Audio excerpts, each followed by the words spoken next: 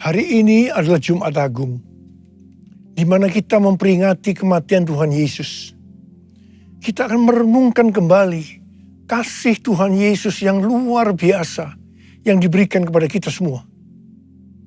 Saya mau mengatakan sesuatu kepada saudara, bahwa apapun yang kita alami hari-hari ini dalam pandemi COVID-19 dan krisis ekonomi, kita harus tahu bahwa Tuhan Yesus sangat-sangat mengasihi kita semua. Yang paling penting kita harus mengerti bahwa kasih Tuhan Yesus kepada kita adalah supaya kita diselamatkan. Melalui segala peristiwa ini, kita harus ingat seperti yang terdapat dalam Roma 8 ayat 28 yang berkata, kita tahu sekarang bahwa Allah turut bekerja dalam segala sesuatu, baik enak maupun tidak enak, untuk mendatangkan kebaikan bagi mereka yang mengasihi Dia. Apakah saudara mengasihi Tuhan Yesus? Kalau saudara berkata ya, berarti ayat ini buat saudara dan juga buat saya. Saya percaya melalui semua yang terjadi, kita yang mengasihi Tuhan Yesus akan makin serupa dengan gambarnya. Melalui semua yang terjadi juga, mereka yang selama ini tertidur, suam-suam kuku, mati rohani, akan dibangunkan kembali. Mereka akan bertobat dan minta ampun kepada Tuhan Yesus. Tuhan Yesus mengingatkan kita agar kita tidak hidup dalam ketakutan, kekhawatiran, kepanikan yang terus-menerus. Karena itu kita harus mengingat firman Tuhan dalam Yesaya 30 ayat 15 bagian B yang berkata, dalam tinggal tenang dan percaya terletak kekuatanmu. Kasih Yesus sungguh indah di dalam hidupku ini. Sungguh manis, lebih manis hidup bersama Yesus. Yesus, nama Yesus, pujilah Dia, kasih-Nya kepada saya sampai selama-lamanya. Yesus, nama Yesus, pujilah Dia, kasih-Nya kepada saya sampai selama-lamanya. Oh, kasih-Nya kepada saya sampai selama-lamanya.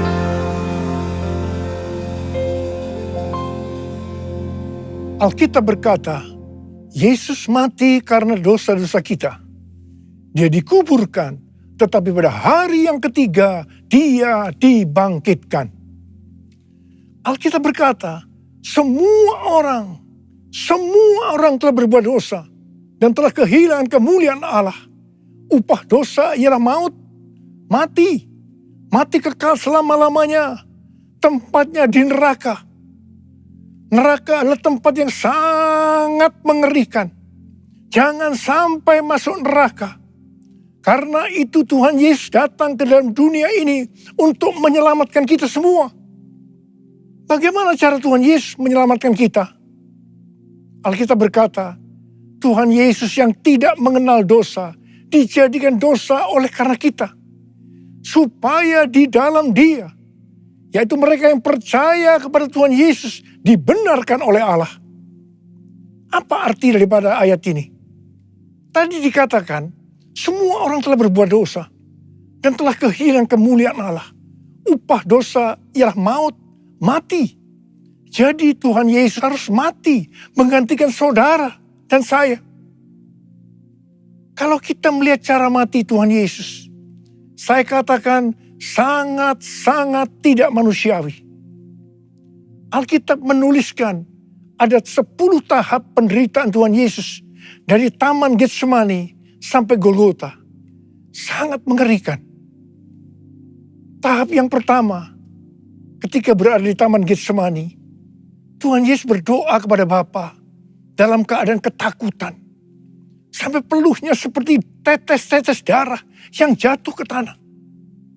Pada saat itu seorang malaikat turun untuk menguatkan Tuhan Yesus.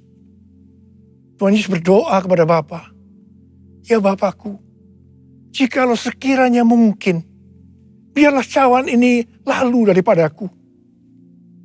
Tetapi jangan seperti yang ku kehendaki, melainkan seperti yang kau kehendaki." Di sini Tuhan Yesus mengajar kepada kita bahwa di dalam doa kita boleh menawar, tetapi jangan memaksakan kehendak. Bagi yang sekarang dalam keadaan ketakutan, kita harus ingat bahwa Tuhan Yesus pernah mengalami ketakutan untuk menebus dosa kita semua. Karena itu datanglah kepada Tuhan Yesus. Dia pasti mampu dan mau menolong kita semua. Tahap yang kedua, Tuhan Yesus ditangkap. Dia dituduh dengan bermacam-macam tuduhan. Diludahi, mukanya ditinju, dipukul. Tetapi Tuhan Yesus tidak membalas. Di sini Tuhan Yesus mempraktekkan apa yang diajarkan kepada kita. Agar kita mengasihi dan berdoa bagi orang-orang yang membenci kita. Mengutuk kita, mencaci maki kita. Jikalau kita hanya mengasihi orang-orang yang mengasihi kita, apa jasa kita? Karena orang-orang berdosa pun juga mengasihi orang-orang yang mengasihi mereka. Tahap yang ketiga, Tuhan Yesus dibelenggu dan diadili. Waktu Tuhan Yesus diadili oleh Pilatus, ternyata tidak didapati kesalahan yang membuat Tuhan Yesus harus dihukum mati. Sementara itu orang-orang Yahudi terus berteriak-teriak supaya Tuhan Yesus dihukum mati. "Salibkan dia! Salibkan dia! Salibkan dia!"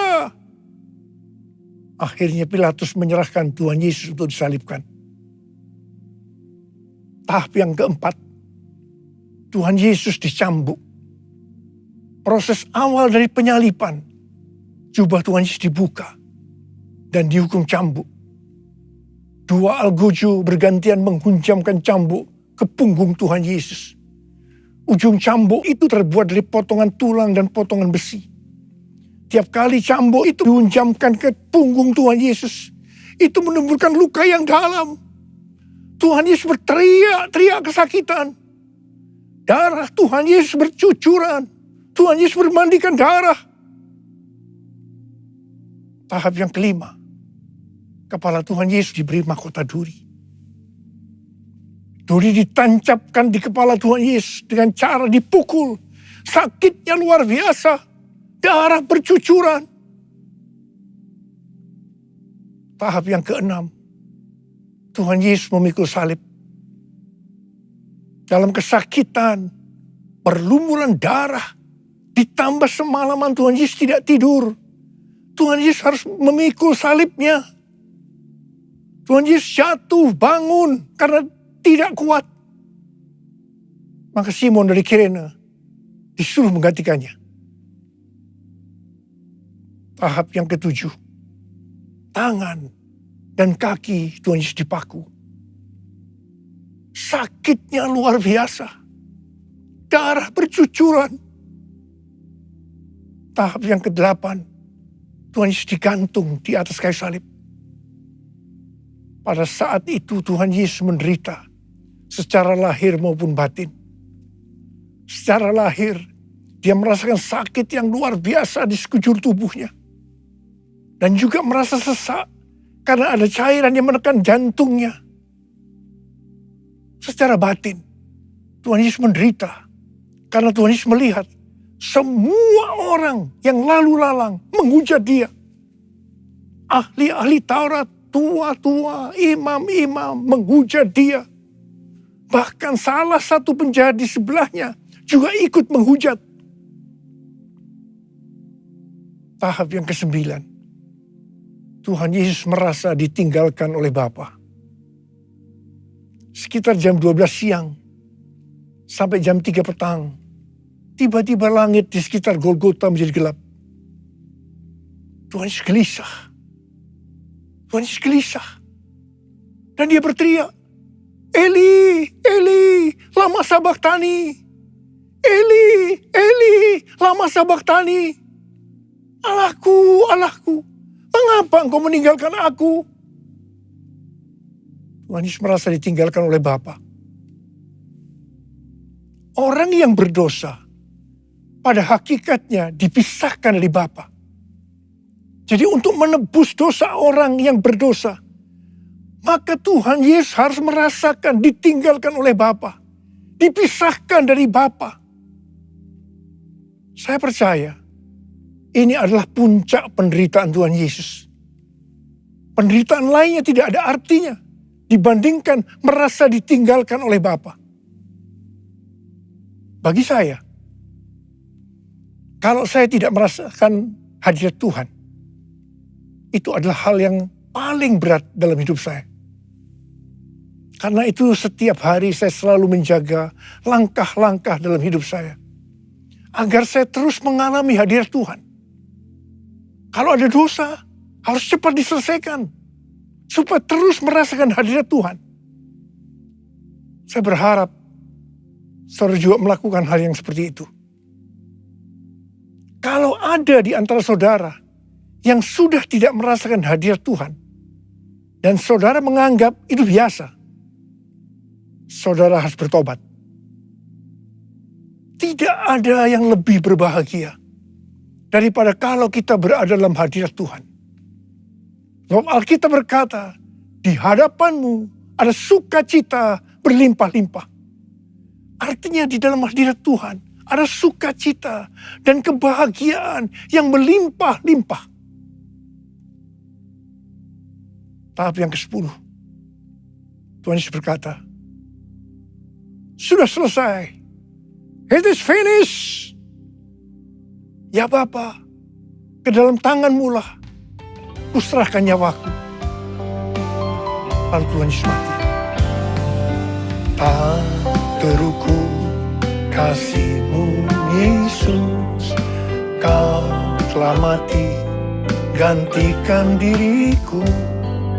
Kau curahkan darah-Mu untuk tebus dosaku. Layaklah Kau Tuhan dipuji dan disembah dengan segenap hatiku.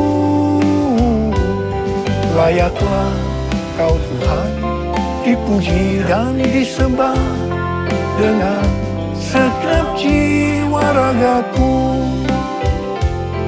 Dengan segenap jiwa ragaku. Dengan segenap jiwa ragaku. Pertanyaannya, mengapa Tuhan Yesus harus mati dengan cara demikian?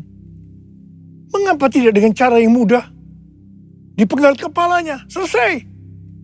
Mengapa Tuhan Yesus harus mati dengan bermandikan darah? Alkitab katakan, tanpa penumpahan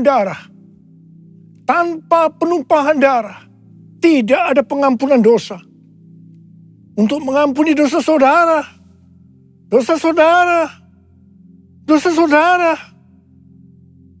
dan dosa saya, Tuhan Yesus harus mati dengan cara demikian. Selain itu, apalagi yang Alkitab katakan dengan cara mati Tuhan Yesus yang seperti itu? Yang pertama, penyakit kitalah yang ditanggungnya. Yang kedua, penderitaan kita yang dipikulnya. Dan oleh bilur-bilurnya kita disembuhkan. Oleh bilur Yesus ku disembuhkan. Oleh bilur Yesus ku disembuhkan. Oleh bilur Yesus ku disembuhkan. Haleluya, amin. Oleh bilur Yesus ku disembuhkan. Oleh bilur Yesus ku disembuhkan. Oleh bilur Yesus ku disembuhkan. Haleluya, amin. Haleluya, amin.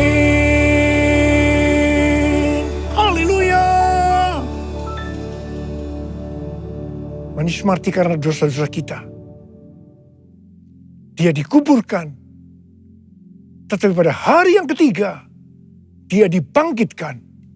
Haleluya. Tuhan Yesus tidak mati selamanya. Tetapi pada hari yang ketiga, Tuhan Yesus dibangkitkan. Apa yang Alkitab katakan? Kalau sampai Tuhan Yesus tidak bangkit. Yang pertama, sia-sialah pemberitaan firman Tuhan. Saya di sini memberitakan firman Tuhan. Tidak ada artinya. Sia-sia. Tetapi puji Tuhan. Tuhan Yesus hidup. Tuhan Yesus bangkit. Pemberitaan firman Tuhan menjadi tidak sia-sia. Hal yang kedua. Kalau sampai Tuhan Yesus tidak bangkit. Sia-sialah kepercayaan kita. Dan kita akan tetap mati di dalam dosa-dosa kita. Demikian juga dengan orang-orang yang mati di dalam Tuhan. Mereka akan tetap binasa. Tetapi puji Tuhan, Tuhan Yesus bangkit. Kita tidak akan mati di dalam dosa-dosa kita. Tetapi kita akan bersama-sama dengan Tuhan Yesus selama-lamanya. Haleluya. Dan hal yang ketiga, kalau sampai Tuhan Yesus tidak bangkit, kita adalah orang-orang yang paling malang dari segala manusia. Tetapi puji Tuhan, Tuhan Yesus bangkit. Kita bukan orang-orang yang paling malang, tapi justru orang-orang yang paling beruntung dari segala manusia. Ada berapa banyak di antara saudara, orang-orang yang paling beruntung dari segala manusia? Saudara angkat tangan. Sebab dia hidup, ada hari esok. Sebab dia hidup,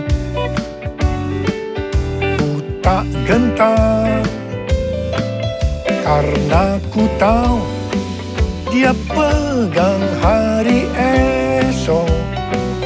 Hidup jadi berarti sebab dia hidup.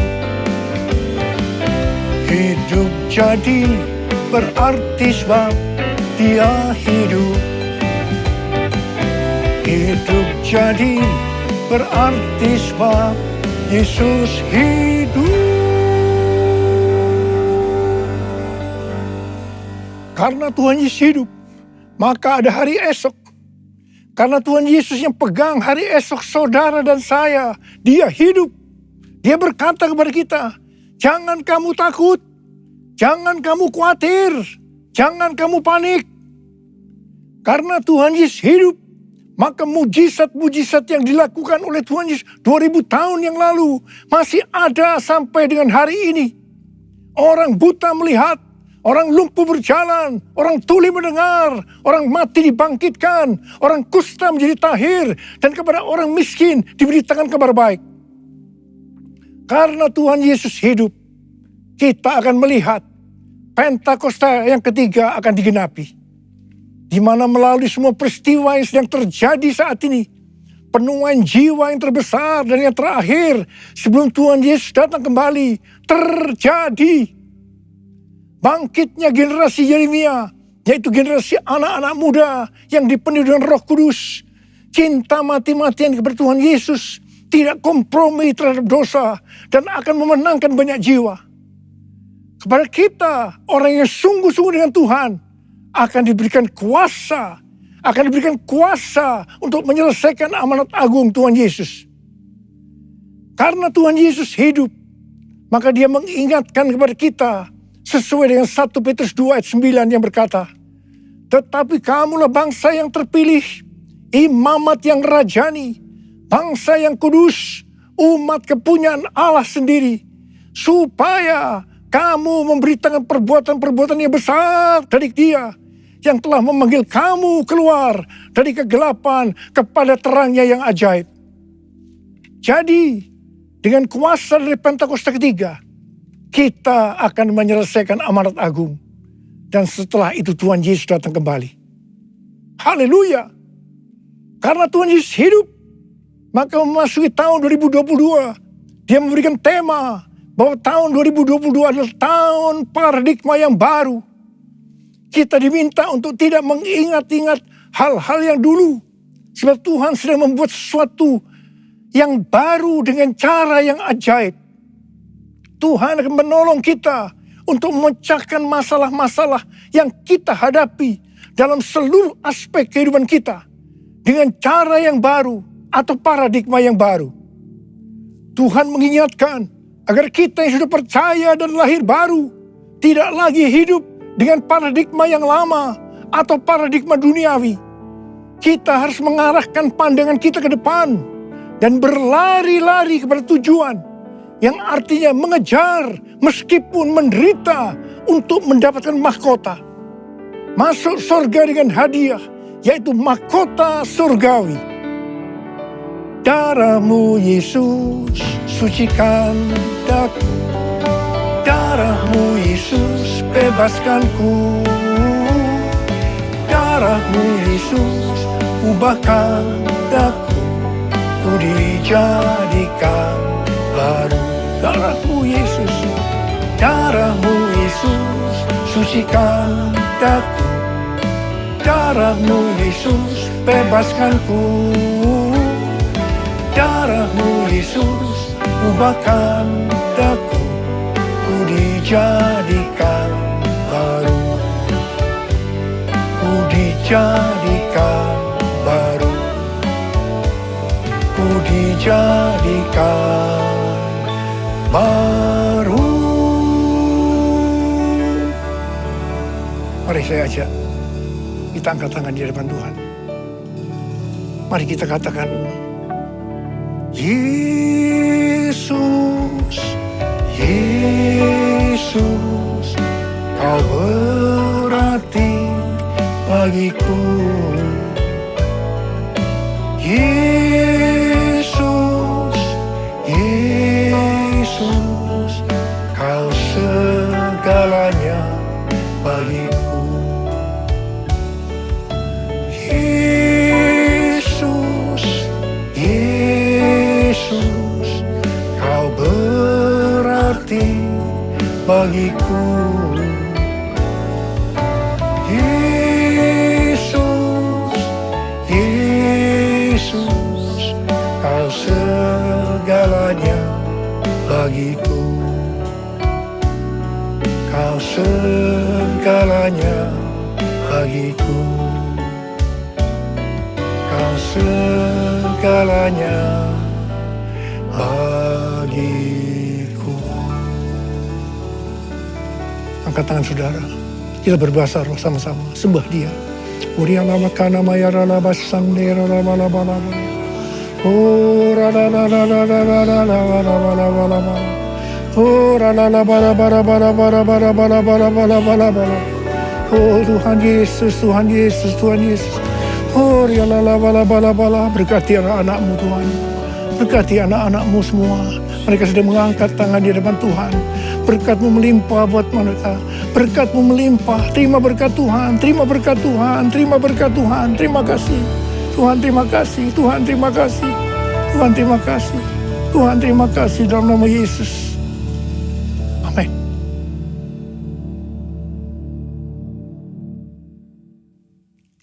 Mari saudara-saudara, kita akan masuk dalam perjamuan kudus. Kita akan mengingat ayat ini. Sebab setiap kali kamu makan roti ini dan minum cawan ini, kamu memberitakan kematian Tuhan sampai Ia datang. Perjamuan kudus adalah perjamuan Tuhan Yesus sendiri. Setiap kali kita masuk dalam perjamuan kudus, Tuhan Yesus selalu berkata, biarlah ini menjadi peringatan akan daku. Peringatan akan daku. Karena itu mari arahkan hati kita kepada kebaikan Tuhan. Kita akan mengingat kebaikan Tuhan. Supaya kita lebih mengasihi Tuhan Yesus. Supaya kita lebih mengasihi satu dengan yang lain. Mari tundukkan kepala. Bapa, siapakah kami sebelum kami mengenal Engkau? Kami semua orang berdosa. Upah dosa adalah maut, mati. Mati kekal selama-lamanya. Tapi Engkau ya Aba, yang tidak berdosa, telah dijadikan dosa oleh karena kami.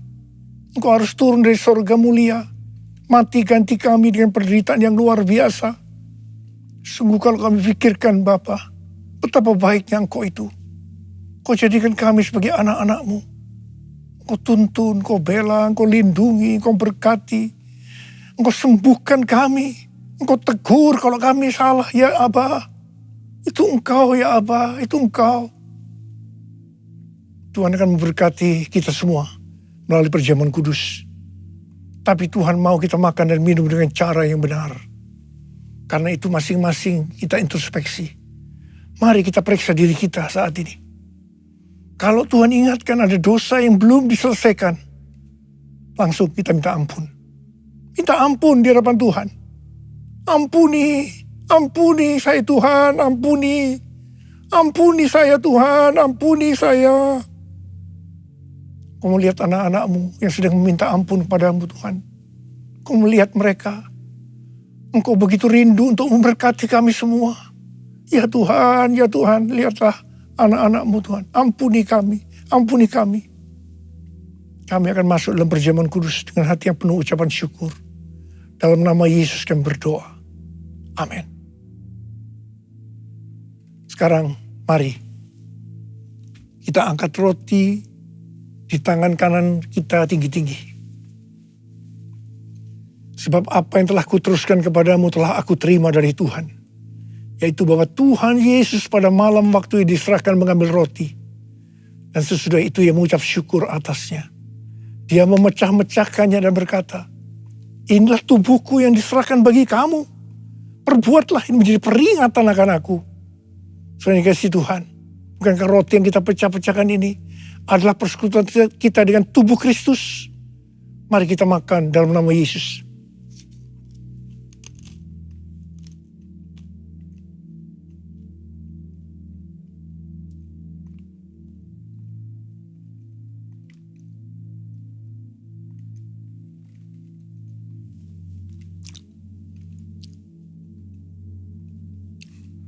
Angkat cawan di tangan kita tinggi-tinggi.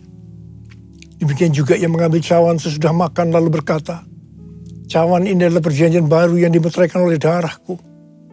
Perbuatlah ini setiap kali kamu meminumnya menjadi peringatan akan aku. Saudara dikasih Tuhan, bukankah cawan pengucapan syukur yang atasnya kita ucapkan syukur adalah persekutuan kita dengan darah Yesus? Mari kita minum dalam nama Yesus.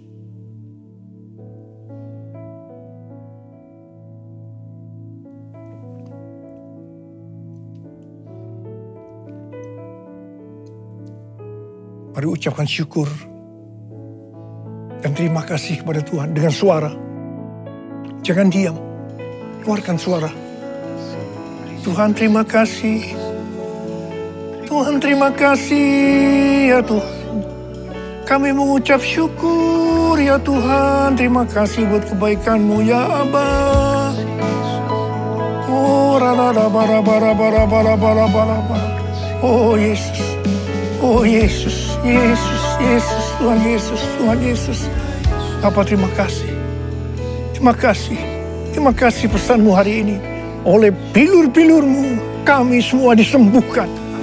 Oleh bilur-bilur-Mu kami semua disembuhkan.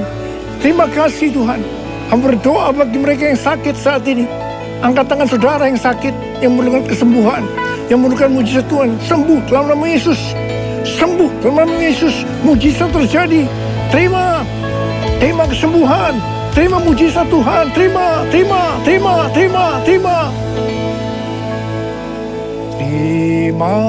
kasih Yesusku, terima kasih Yesusku.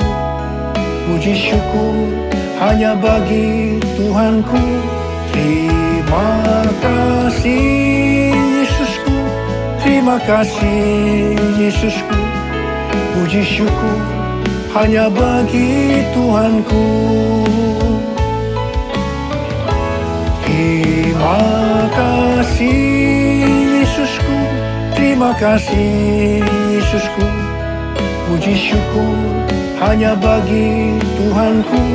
Terima kasih Yesusku, terima kasih Yesusku.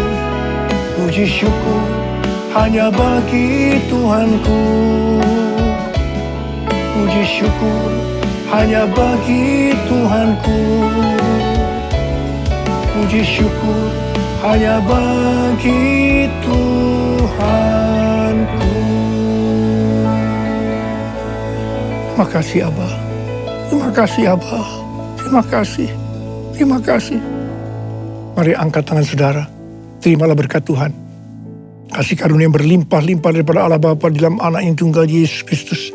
Persekutuan yang manis dengan Roh Kudus menyertai saudara sekalian mulai hari ini. Sampai Tuhan Yesus datang menjemput kita di awan-awan dan bahkan sampai selama-lamanya. Yang percaya bersama-sama katakan, Amin.